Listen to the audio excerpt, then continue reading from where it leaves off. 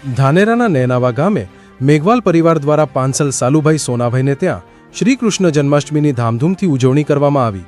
પાંસલ સાંકળાભાઈ સાલુભાઈ, પાંસલ પ્રાગાભાઈ, પાંસલ તેજાભાઈ સોનાભાઈ, છોગાભાઈ પોપટભાઈ શ્રવણભાઈ, નેનાવા સમસ્ત મેઘવાળ પરિવાર હાજર રહીને જન્માષ્ટમીની ઉજવણી કરવામાં આવી. પાંસલ આગેવાન નેનાવા સરપંચ શ્રી પ્રકાશભાઈ પટેલ, નેનાવા ઉપસરપંચ શ્રી નટવરસિંહ દેવડા, પરમાર પૂર્વ ડેલિગેટ ગણેશભાઈ, માનવ કલ્યાણ ટ્રસ્ટ પાંસલ કાળુભાઈ અને બહાર શહેરમાં વસતા લોકો ગામડામાં આવી જન્માષ્ટમીની ઉજવણી કરવામાં આવી. જન્માષ્ટમીનો નિમિત્તે મોટો તહેવારો હોવાથી નેનાવા મુકામે અમદાવાદ, સુરત ઘણા શહેરોમાં નેનાવા પોતાના વતનમાં આવી જન્માષ્ટમીનો તહેવાર ઉજવ્યો તથા તમામ ગ્રામજનો વડીનો મોટી સંખ્યામાં ઉપસ્થિત રહી જન્માષ્ટમીના તહેવારમાં શોભા વધારી હતી. Bureau chief Ramesh Trivedi, Dhanera. આજે નેનાવા ખાતે શાનો પ્રોગ્રામ હતો ભાઈ? આજે અમારે કોંદડાનો પ્રોગ્રામ હતો, મતલબ જન્માષ્ટમી.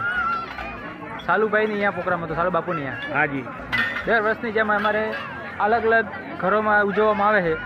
કોઈક નાના ઘરે તો બીજા વર્ષે આમના ઘરે એમ એવું રીતે ઉજવવામાં આવે છે. અને સમસ્ત નેનાવા મેઘવાળ સમાજ તરફથી હતો આ ને? સમસ્ત નેનાવા મેઘવાળ સમાજથી આ પ્રોગ્રામ થયો છે અમારે. અને બધા જે લોકો ઉપસ્થિત હાજર રહી અને આ કાનુડાનો પ્રોગ્રામ સફળ બનાવવા માટે લોકો જે બહાર કુવાસી રહેતી અહીંયા આવીને આ પ્રોગ્રામને સફળ બનાવી છે. અમદાવાદ, સુરત, જે લોકો બહાર વસતા હોય, અમદાવાદ, સુરત લોકો છોકરા રહેતા હોય એ પણ અહીંયા ધૂમધામ મનાવવા અહીંયા આવતા હોય 2-3 છુટ્ટી મનાવવામાં.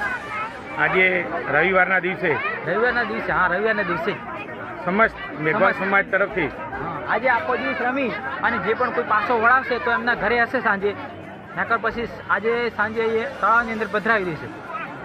આપનું નામ? મારું નામ પીકે ધુમડા, નેનાવા. નેનાવા.